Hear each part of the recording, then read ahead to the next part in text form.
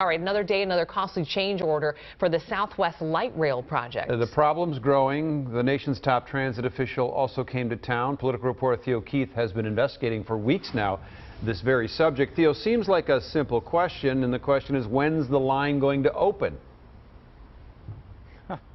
Randy, Amy, no one seems to know the answer to that question. Here in Hopkins, the tracks are in. Looks like the line could open pretty soon. The problems, though, well, they are elsewhere.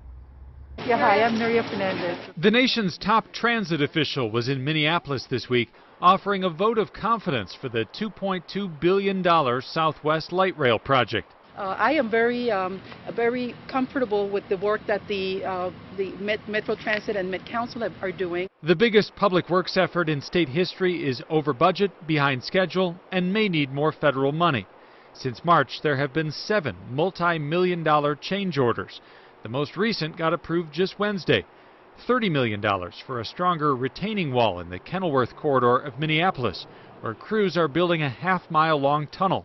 The other big headache is 2 miles north, a crash protection wall near 394 separating freight trains from the new light rail line. This month, Met Council committed the last $200 million contingency fund, money that comes from Hennepin County. There wasn't much debate. Here was one council member's summary. Councilmember Zarin. Well, I think if Hennepin County wants us to have the money, we should spend it. Southwest Light Rail's project administrator couldn't say if the contingency is enough. If Southwest needs more money, it has to go to Hennepin County or the feds. It was against that backdrop that the federal transit administrator came to town. The project is almost 50% construction in place, and almost 100% of the contracts have been awarded. So in terms of any costs on uncertainties in the future, those have been reduced significantly. The two biggest uncertainties are when Southwest will open and what the final cost will be. Not even the Met Council chairman can say. People ask me every day, and I have the benefit of saying I don't know because I don't know. So here's when the line is not going to open. 2023, when it was originally scheduled to open. That's not going to happen, Met Council has said.